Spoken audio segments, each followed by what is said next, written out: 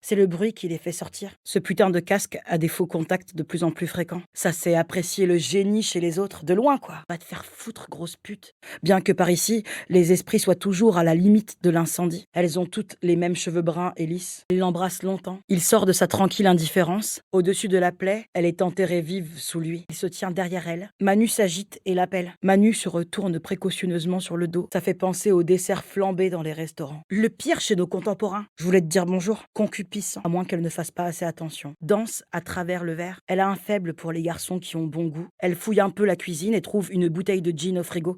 Pas qu'elle aime spécialement le gin, mais c'est quand même un alcool fort. Ça serait con de se faire capter avant de les lui rendre. Manu parle vraiment vite, mais calmement. Elle imagine ces mains-là qui se glisseraient en elle. Et que tu... Toutes mes félicitations. Elle sent son dos et ses genoux qui font mal. Il a mis du temps à paniquer. Quelques étudiants révisent à la table près de l'entrée. Il est encore loin de la panique. Elle s'arrête net et les dévisage. Ronronnement du moteur de plus en plus net à mesure qu'elles avancent. Elle est immobile à quelques mètres de là. C'est que... Toi, je veux plus te voir du tout. Son petit visage d'enfant qui joue, grands yeux pleins d'innocence et de curiosité dénués d'appréhension. C'est stupide, même pour elle, de faire ça sans précaution. Elle ne le méprise pas, marche sur eux et leur colle quelques balles en prime chacun en grommelant. Les épaules secouées à chaque gorgée qu'elle rend, elle se vide l'estomac en s'enfonçant 2 doigts dans la bouche. La petite braille. Nadine l'a vue un soir s'écrouler au bout de la rue, attend visiblement son tour. Elle s'arrête chez un vendeur d'alcool. C'est pas la peine de prévoir des trucs, prête à te vautrer dans la première marque d'affection qu'on daigne te manifester. Puis avec le cinéma qu'on a fait ce matin chez le vendeur de gun, mais habite le même quartier depuis des années, ou qu'on a laissé trop de témoins vivants à l'hôtel. Putain, ce que ça transpire par cette chaleur.